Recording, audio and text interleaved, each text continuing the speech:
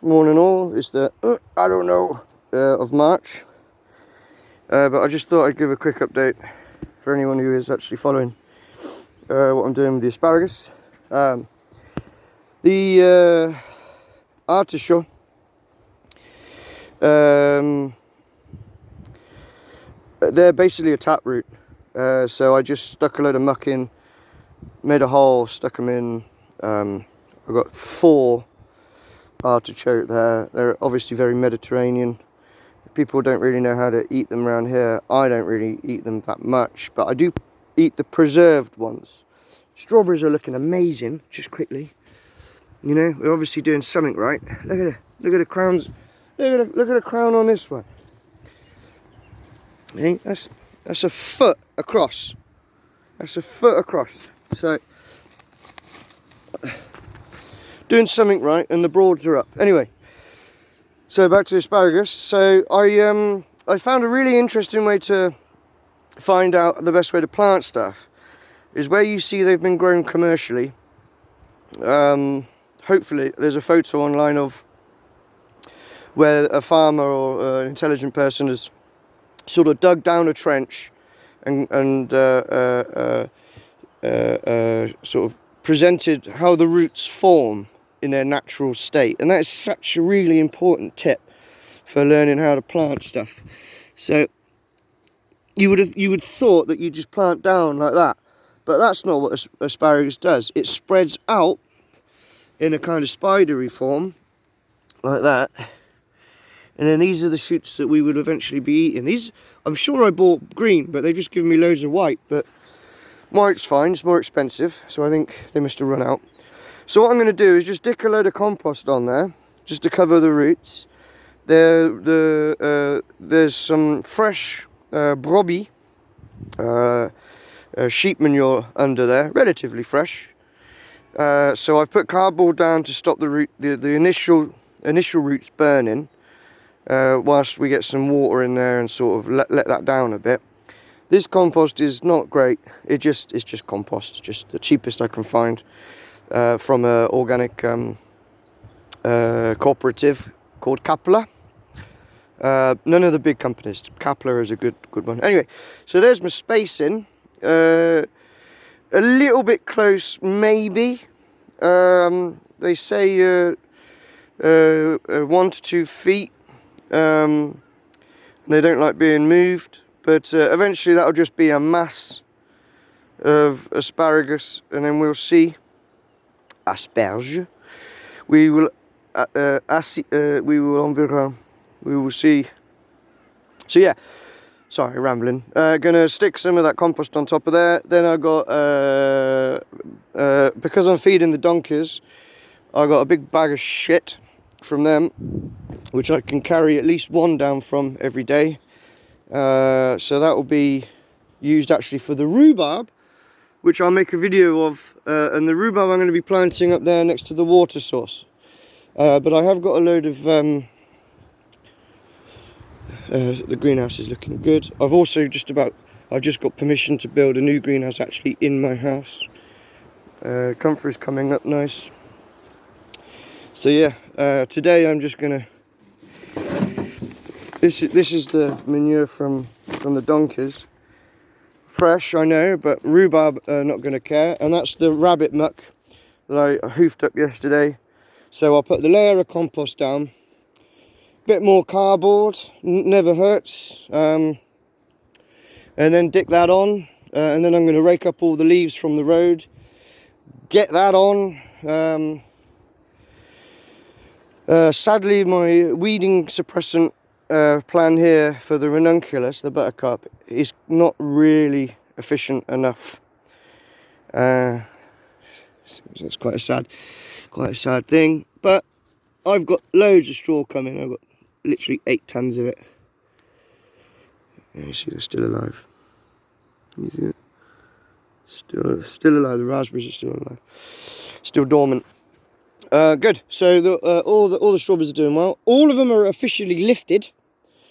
I've just now got to plant about 300 more. The kales are coming into flower, which is wonderful for the bees.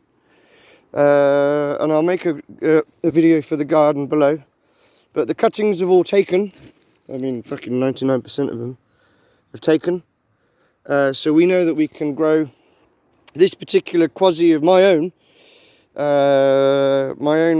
kale, which I haven't come up with a name for yet. But we know it keeps all through winter. It's always fresh, sweetest after the first frost, full of iron, because I had it analysed. Very early flowering, like with the rocket and the Mizuna.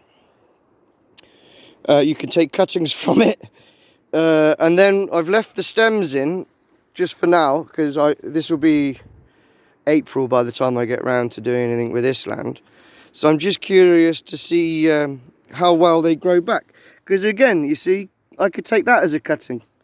You know, look, this is what happens to the stem.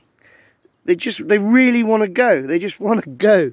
One plant had pucerons, aphids on it, but I pulled that out completely because he's obviously weaker than the others. Yeah, you see, they're just amazing. They're just amazing. They just want to go. I don't know why people just don't eat this stuff. It's just prolific cabbage. So much easier and tastier than normal cabbage. It doesn't take a load of nitrogen out of the soil. Look, this is what happens. You cut the head a few times, and then I got even more cuttings. I should just be a kale farmer. If people bought it, that was. Just want to have a quick... People will buy it soon enough. The world's gone to shit, so food's going to be a thing. It absolutely stinks of my urine in here because I'm collecting, and I've got a rat also or something.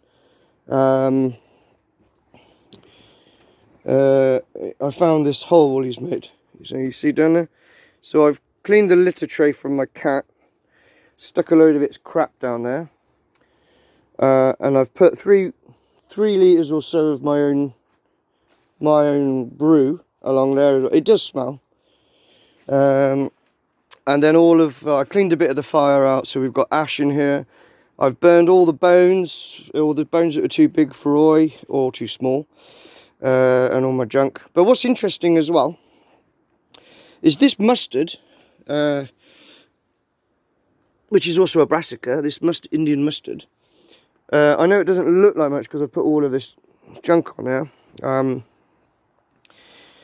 Is growing back. So it seems like I can use the Indian mustard as a kind of a green mulch. I can just grow prolific amounts of that and just chop it like you would comfrey, and it makes a lot of leaf.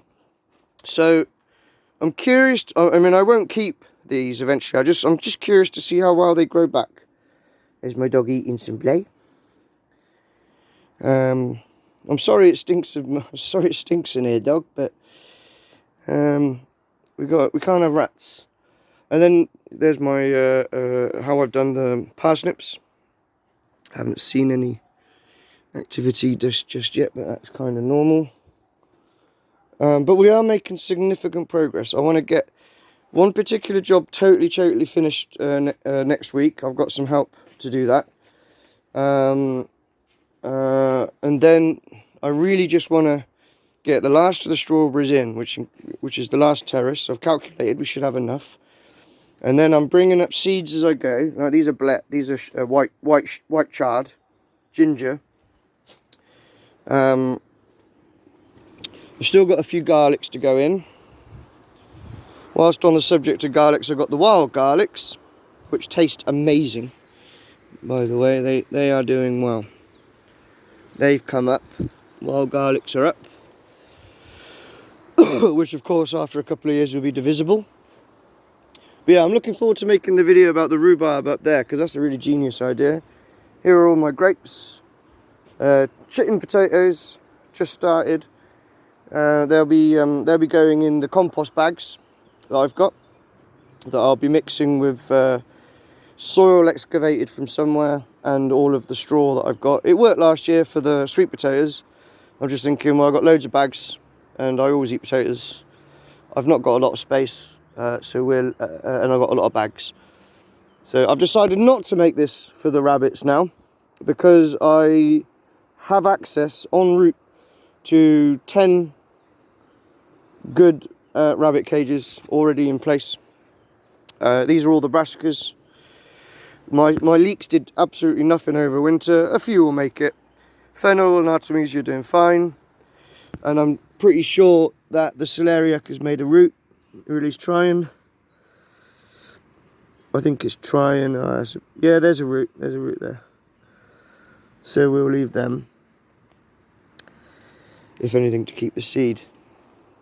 So I'll stop there because I want to get on, basically. But there's just loads of cool shit happening. I really like this time of year. It's not warm particularly. 9 degrees at the moment. 4 degrees at night. A little bit warmer in the greenhouse, of course, but I can't spend too long in there right now after what I've just done. Feeding the birds. It's so nice to see things coming into flower. All the primulas coming up, the convolvulus is coming up, the violas are coming up. We've got wood anemones all over the place. It's just the first few colour signs of spring, and you're like, fuck, you know. So long as everything doesn't get eaten by those bastards this year, I'm really excited.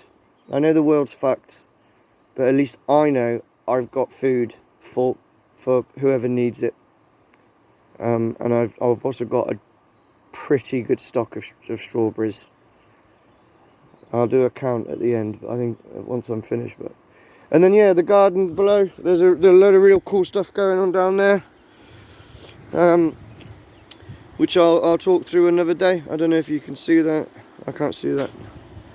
Loads of cool stuff going on there. Anyway, cheery boys.